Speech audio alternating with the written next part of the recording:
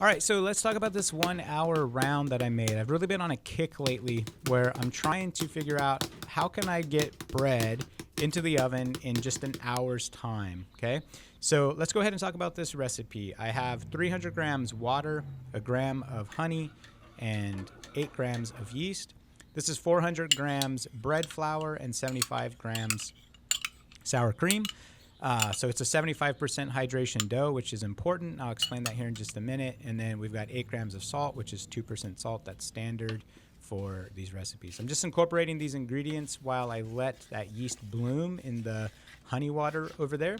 It's important when you're trying to go quickly here for speed. That's why I chose to bloom it first before pouring it in. You don't have to do that. I wanted to speed up the process here in which this would work. So I'm incorporating this all together, and I'll give you some kind of like insight into what I'm thinking here inside my brain while I'm putting this recipe together. So I need it to be a higher hydration dough. I don't want it to be something I have to knead. That's one of the reasons why it's a high hydration dough. The flour will soak up the water, and the gluten will start to form a little bit faster that way. Then I can do these stretch and folds and not have to worry about kneading. It saves time, lets the yeast go to work. But what you're going to end up with is, since we're not going to do a pre-shape and let it rise for a second hour, it's the gluten development and the actual kind of alignment and structure is going to be a little loose. So that's why when you look at that final loaf at the beginning there with the butter that I put on top of it, how wrinkly it is on top, has to do a little bit with that gluten development. The structure wasn't super tight, it wasn't super strong, but I think it looks kind of beautiful in its own right, this kind of like rustic, imperfect look. So to each their own though, but that's part of why you do a second rise. You shape it and you let it rise again. Real quick here, I'll just tell you I'm doing some stretch and folds again, and then I flip it over and I form it into a tight ball, okay? Also, another thing to note here is it was really hot in our RV. We are full-time travelers, so although we're not traveling much right now, we're in our hometown for the winter. The winter's coming to end, and we're trying to decide if we're going to hit the road or stick around a little longer. But you can see it's kind of tearing because it's rising a little too fast. It was a little too warm in our RV. I could have put it in the fridge, but I chose not to.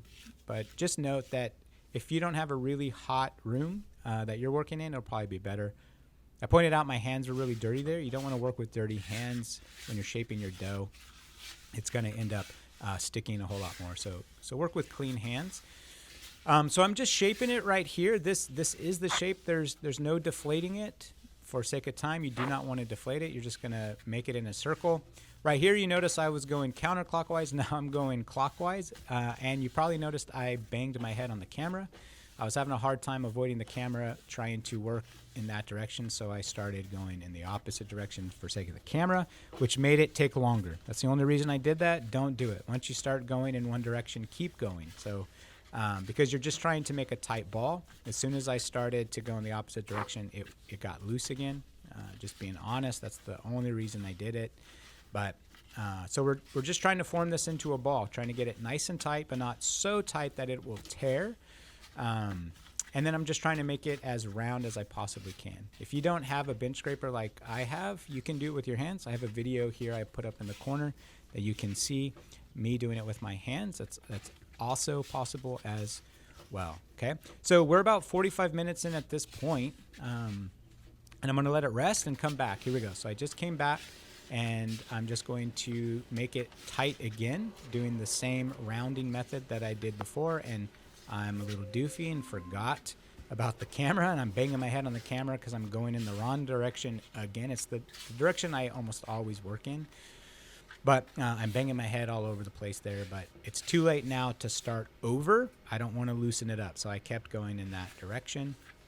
I'm just trying to make it as round as I can right here, and that's it. I'm going to throw it into the oven and bake it off, and this is what it looks like. You can see at the top there, the top portion, it's kind of loose gluten structure right there. But ultimately, I mean, and that's really why you want a second rise to help protect from having those blowouts. But it really worked out well. It looks beautiful. It has an amazing crumb. It's a little gummy on the bottom because I cut into it too early. You usually want to let it rest an hour, especially with this high of a hydration dough. It's really moist inside. You need it to steam out from the bottom up. But I cut into it about 30 minutes. That's way too early, but I couldn't wait. I wanted to see what it looked like on the inside, and I wanted to eat it. And it was delicious. It's chewy, super flavorful for only an hour. I mean, this was pretty incredible. I was very pleased with it. And I think if you guys are ever in a hurry, you want to get 1 hour loaf in, give this recipe a shot. Again, I'll put the recipe down below.